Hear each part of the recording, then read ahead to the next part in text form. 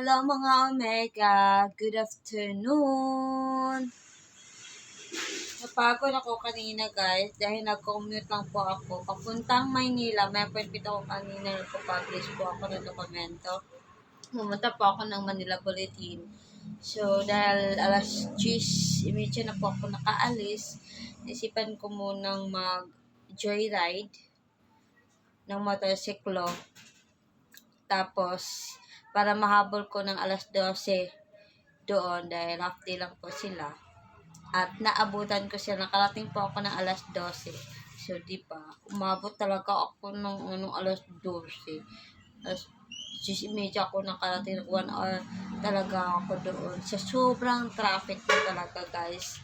Ang problema lang kasi doon po dumaan yung driver ng joyride sa Novaliches.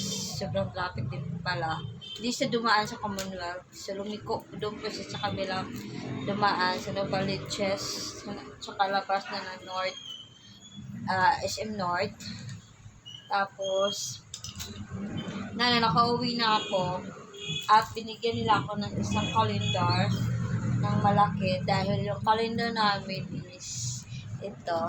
Kalendar na yan. Ayan, hanggang December lang. Yan, every year po sila nagbibigay ng calendar. Dahil doon po kasi ako napag-publish at kilala na nila ako sa Manila Bulletin Publishing Corporation. So, bigyan nila ako ng calendar at saka ito. Binigay niya ko ng calendar 2026. May calendar na ako dun sa table at may calendar dyan. May papalit na dyan sa calendar na yan. At saka ito. Pero hindi ko ito bubuksan. Hindi ko muna ito ipapakita. At niloko pa nila ako doon. Sabi nila, bibigyan kita ng kalahati muna. Tapos next year na kalahati. Kung may calendar ba, hindi kalahati ibibigay. Natatawa lang ako. At saka, ang dami namang payong mga Omega. May maiiwan dito mga client ng mga payong. At may mga bago kaming payong. So, bubuksan po natin to.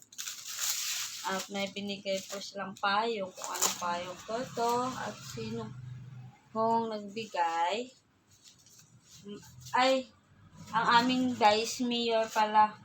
Arlene Aba Bartolome. Sa kanila po itong payong. Vice Mayor Arlene Aba Bartolome. So, sa kanya po itong payong galing. Tapos, buksan nga natin kung maganda ba. Diba? Puting-puti. At isa pa mga Omega. Akat muna natin sa bangka pa.